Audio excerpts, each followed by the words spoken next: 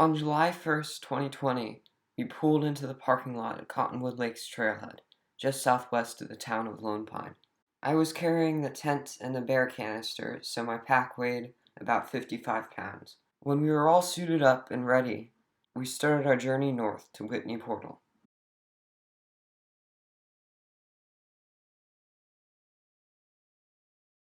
We entered Golden Trout Wilderness, and after about a mile of wandering through montane forests, we came to the South Fork of the Cottonwood Creek. We went over a rise and hit the main fork of Cottonwood Creek, which we followed for 2 miles. After a while, we crossed into John Muir Wilderness. We crossed Cottonwood Creek twice and pumped some water. We came to the junction for Old Army Pass.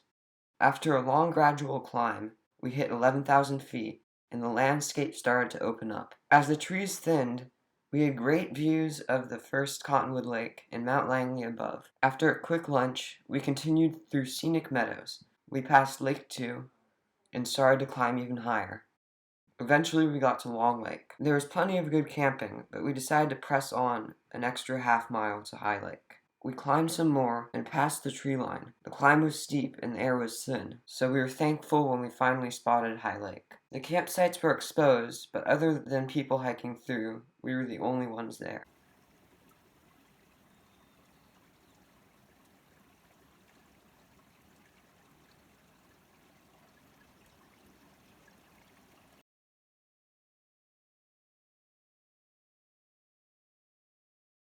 The next morning, we packed up camp and made the final push to the 12,300-foot New Army Pass. The higher we went, the more amazing the views to the east got. At the top, a snowfield was blocking the path, so we had to brave a small stretch of Class 3 climbing. We finally reached the crest and were greeted by stunning views of Mount Langley on the ridge above. At 14,040 feet, Mount Langley is the southernmost 14er in California, and for that matter, the United States. We started the slow, exposed descent to Rock Creek. As we dropped below the tree line, we hit a pleasant tributary of Rock Creek, where we pumped water and ate lunch. We continued down the canyon and eventually hit the junction to Siberian Pass. We turned right and kept descending and came across a lovely meadow with camping and a path leading to Soldier Lakes. We didn't stop and continued west downhill and hit Rock Creek. We crossed and went past Rock Creek Lake. Our goal was to make it to the Pacific Crest Trail, where there was good camping. It was getting late though, and all the downhill was making us sore, so we found a flat area in the trees and called it a day.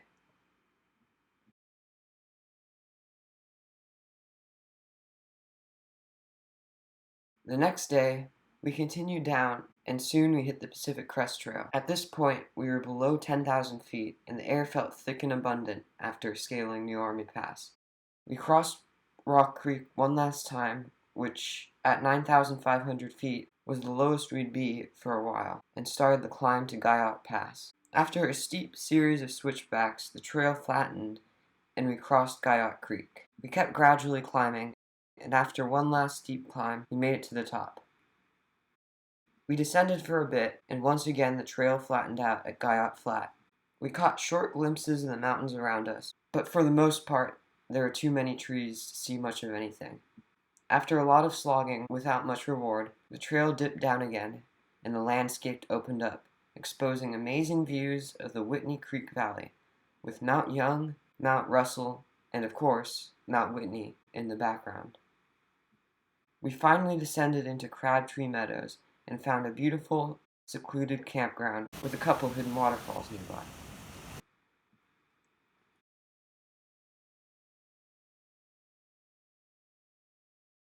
The next morning we started east, leaving the PCT, and followed Whitney Creek, crossing a few times.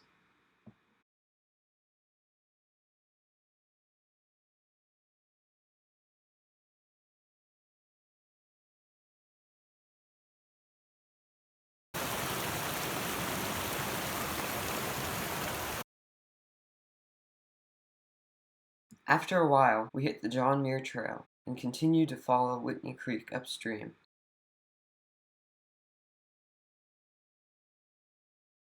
Eventually, we made it to Timberline Lake, where views of the surrounding mountains opened up, and we pumped a bit. We kept climbing, and soon were above the tree line, where we would remain for days. We crested a rise and saw Guitar Lake. We set up camp. It was a short day, so we had lunch. The lake was completely surrounded by massive granite mountains.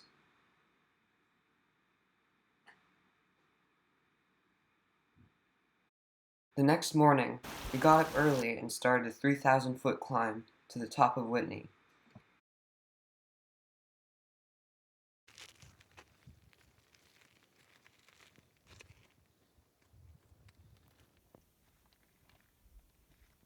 It started out steep, but it flattened out as we reached a series of switchbacks.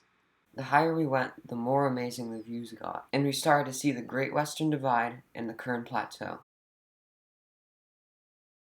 As we neared 13,000 feet, the granite peaks that looked so big from Guitar Lake started to shrink as we surpassed them in elevation. Mount Whitney, however, never seemed to shrink, and it still towered way above us.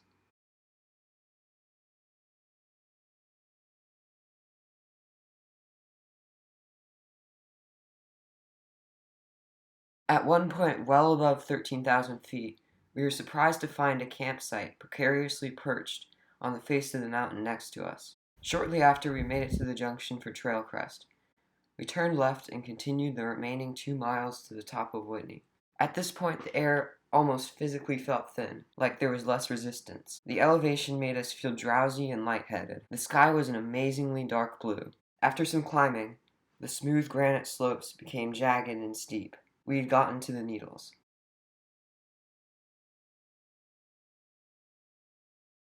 This is pretty nice.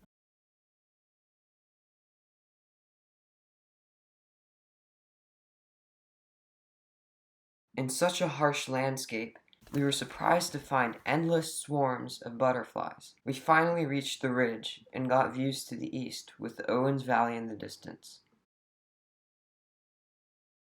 At one point, the trail even got on the crest, with sheer drops on either side.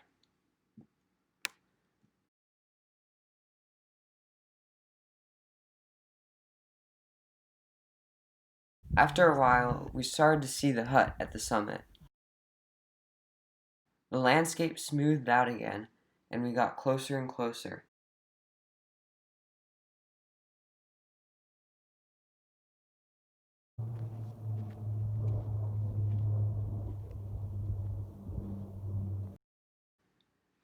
There was one snowfield, but other than that, the trail was easy.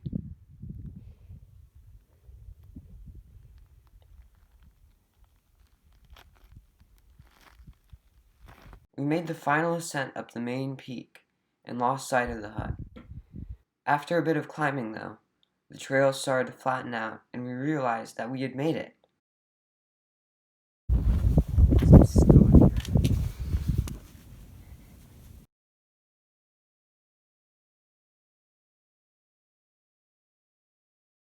Okay, we're on top of Whitney. It's Mount Langley, the Whitney Zone. There's Lone Pine, Whitney Portal. There's Telania Lake, it's still frozen over. And that's White Mountain, the 3rd highest peak in California. And there's Mount Williamson, the 2nd highest peak in California. And there's the Kern Basin, where the Great Western Divide and the Eastern Divide meet up. Beyond that is Kings Canyon. Over here is the plaque, or 14,496.811 feet. And the Kern Canyon, Kern River Canyon, and the Great Western Divide on the other side. Then down there, the south is where the mountains kind of taper off. After some lunch, we started the trip down. It went smoothly, and the air felt thick back at Guitar Lake at 11,500 feet.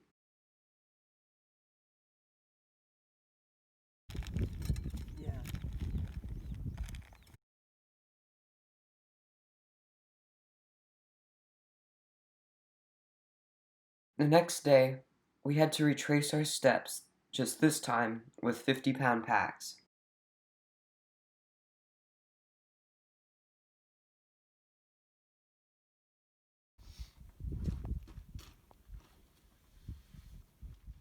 When we got to the junction, we turned right instead of left for Trail Crest.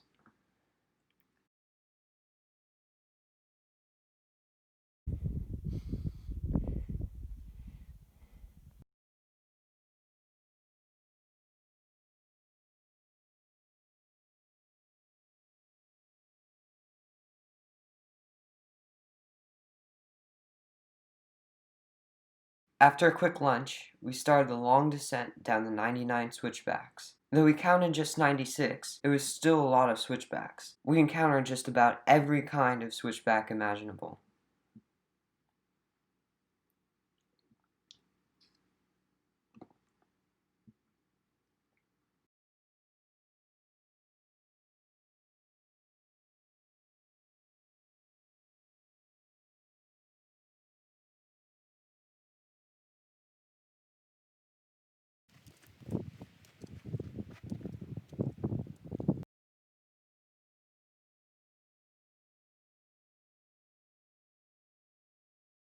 The trail finally flattened out as we neared trail camp.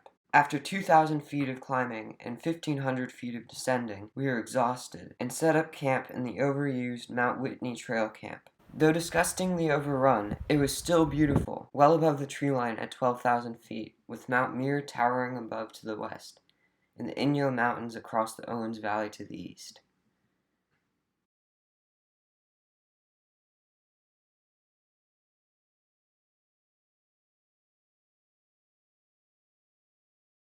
After an extremely windy night, we woke up early and started the final 4,000-foot descent to Whitney Portal. After a bit of walking, we had stunning views of Consultation Lake at 11,700 feet, with Mount McCady in the background.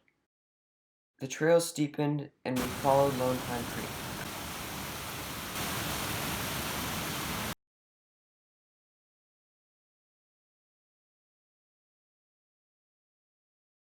After a series of switchbacks, we ended up in Trailside Meadow at 11,300 feet. After a welcome flat section, the trail steepened once again, and we got better views of the valley below, where we saw trees for the first time in 3 days. Soon enough, we were in amongst them. It was amazing.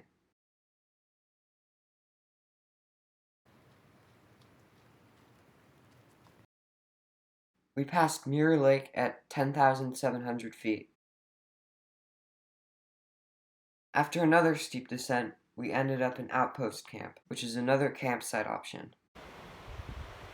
There is another flat section as we crossed Bighorn Park.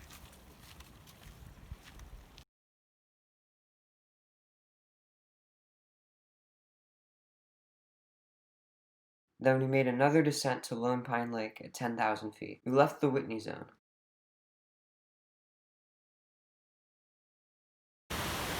We crossed Lone Pine Creek and started the final 1,500-foot descent to Whitney Portal. The landscape opened up and it was a straight shot down the rest of the way. We could see Whitney Portal Road directly below us.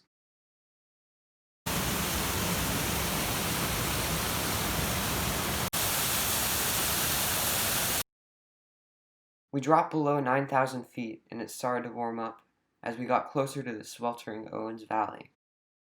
And you can, kind of hidden, but you can barely see the top of Whitney, where we came from. Eventually, we saw wooden kiosks and cars below. We had made it to Whitney Portal at 8,300 feet. It was lunchtime, so we got much needed drinks and burgers at the Portal store. Then we got shuttled back, quite a ways, to our car at Cottonwood Creek. We drove into Lone Pine and checked into the Dowvilla Motel. We took showers and washed a week's worth of dirt and grime away. The next morning, we got pastries and hit the road, driving 2 hours to Death Valley. We pulled into the Badwater Basin parking lot and got out. It was 115 degrees. A sign on the mountains above us marked sea level. We were 282 feet below it. Within 3 days, we had seen the highest and lowest points in the contiguous U.S.